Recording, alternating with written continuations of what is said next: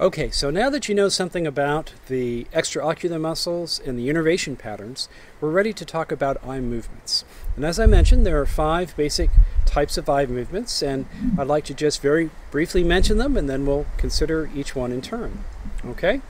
So, broadly speaking, we make eye movements when the two eyes go in the same direction. These are called conjugate eye movements, and there are 4 kinds of conjugate eye movements. There are saccades, which are these very quick ballistic movements of our eyes. Again, if I give you the challenge of finding a clock in your environment and making an eye movement towards that clock, that's a saccade.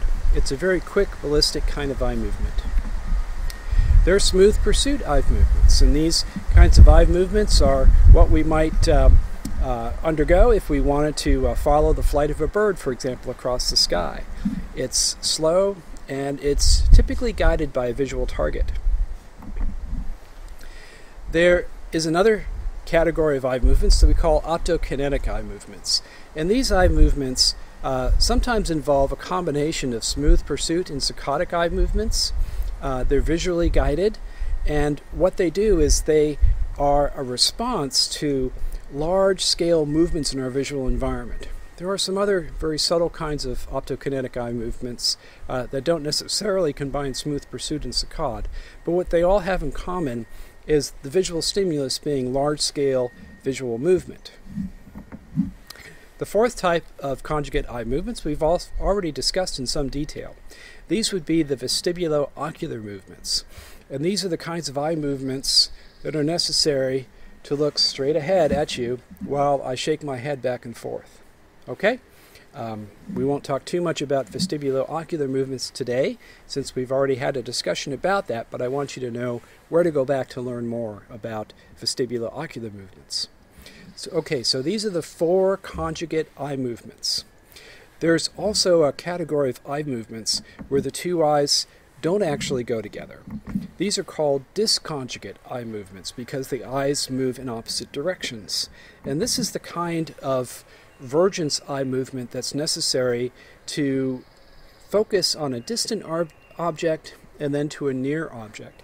So for example, I might ask you to hold your finger out in front of you and focus on that fingertip, and then focus at a distant sight, more or less in the same sight line but off at a distance, and then jump your fixation back and forth.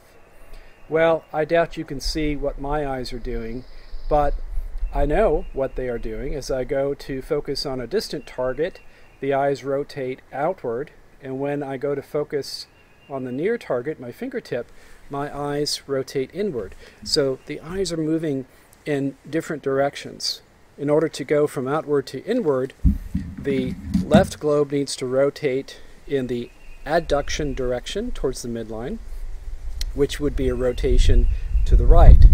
The right eye has to also move in the adduction direction, but for that eye, it's a movement to the left. So the two eyes are actually rotating in different directions, but to serve a common functional goal. Okay, in this case, changing the line of fixation from a distant target to a near target. Okay, now let's talk about each of these 5 types of eye movements in turn, and then we'll spend just a little bit of time on the circuitry that's important for a couple of these eye movements. And we'll begin with saccades.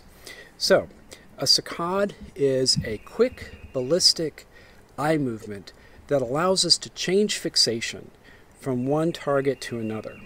And in the graph here, we see an illustration of a couple of key points regarding saccadic eye movements. So imagine a visual target comes on in this position right here, and what we notice is that it takes a bit of time for us to generate the saccade. Typically about 200 milliseconds is necessary between the onset of the target and the onset of the eye movement that allows us to fixate that target.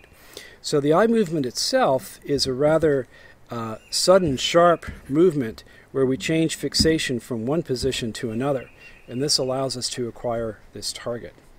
And this 200 millisecond delay turns out to be rather important because let's say in the middle of this 200 millisecond period of time, some other target came on that we might choose to look at. What would happen is that we couldn't generate a new saccade until the completion of the previous saccade. So there would be another 200 millisecond delay before the acquisition of the next saccade target. So there seems to be a very quick and explosive execution of this type of eye movement that allows us to go from one fixation point to the next. And this is what we do all the time. When we're looking around at a visual scene, what we do is that we move our eyes from one location to the next. I would encourage you to jump on YouTube or some other video source and just explore what people have posted who study eye movements. And there's all kinds of examples that I could direct you to where people have now begun to track eye movements.